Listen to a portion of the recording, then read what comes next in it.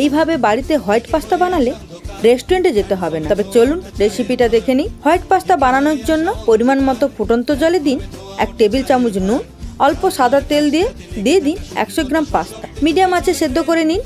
দেখুন এইভাবে চামচ দিয়ে প্রেস করলে 2 টুকরো হয়ে যাবে, তার মানে পাস্তা পারফেক্ট বয়েল হয়েছে। পাস্তা যাতে জড়িয়ে না যায় তার জন্য অল্প সাদা তেল মাখিয়ে নেবেন।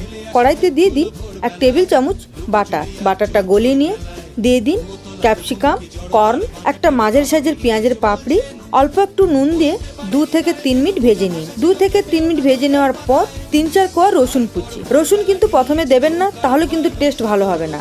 এবার ক্যাপসিকামটা সেদ্ধ হয়ে যাওয়া পর্যন্ত ভেজে নিন। এরপর পাস্তা বানানোর জন্য 2 টেবিল চামচ বাটার মিডিয়াম আঁচে গলিয়ে নিয়ে দিয়ে দিন 2 টেবিল চামচ ময়দাটা দিয়ে এইভাবে কন্টিনিউয়াসলি নাড়তে থাকুন।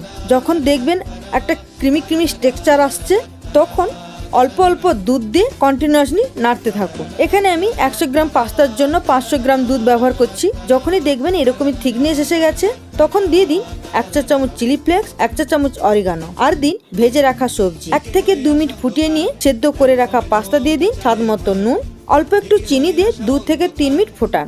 এরকমই হলে ওভেন থেকে নামিয়ে নেবেন। আশা করি এই রেসিপিটা আপনাদের ভালো লাগবে। যদি ভালো লেগে থাকে তাহলে একটা লাইক করে দেবেন।